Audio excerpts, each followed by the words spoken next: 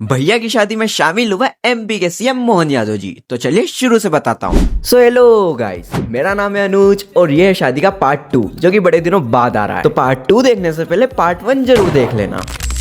तो सुबह हुई थी और इनका वापस से फोटोशूट शुरू हो जाता है। फोटोशूट कंप्लीट होने के बाद हम लग जाते हैं सगाई का सामान जमाने के लिए। फिर सारा सामान लेकर हम पहुंच जाते हैं स्टेज पर और थोड़ी देर में रिंग सेरेमनी खत्म होने के बाद मैं बैठ जाता हूँ खाना खाने के लिए। खाना खाकर थोड़ी देर आराम करने के बाद शाम के प्रोसेशन के लिए साफा भी बनवा लेता हूँ और साफा बनवाने के बाद ऐसा लग रहा था कि मैं ही दूल्हा हूँ।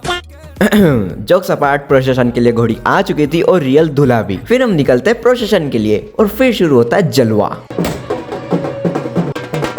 हम एंजॉय कर ही रहे होते हैं कि इतने में मोहन यादव जी आ जाते हैं।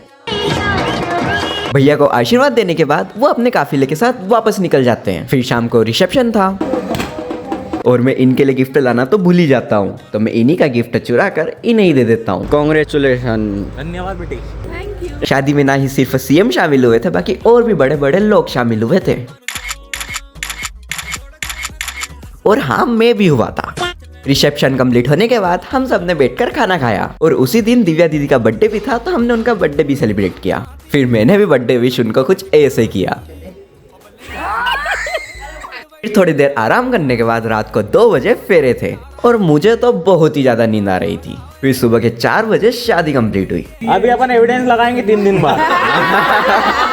देख लो भाई, एडवोकेट के जूते चुराने पर ऐसा ही होता है। फिर सुबह सुबह एक के ऊपर एक बैठकर हम निकल जाते हैं घर के लिए और कुछ मिनटों का सफर तय कर हम घर भी पहुंच जाते हैं। तो गाइस, जैसे कि आप लोगों ने अनुज का ब्लॉग देखा था, 2 दिन पहले हम बारात लेकर गए थे। अब लोग अपनी पत्नी को लेके वापस आ चुका हूँ। धन्यवाद।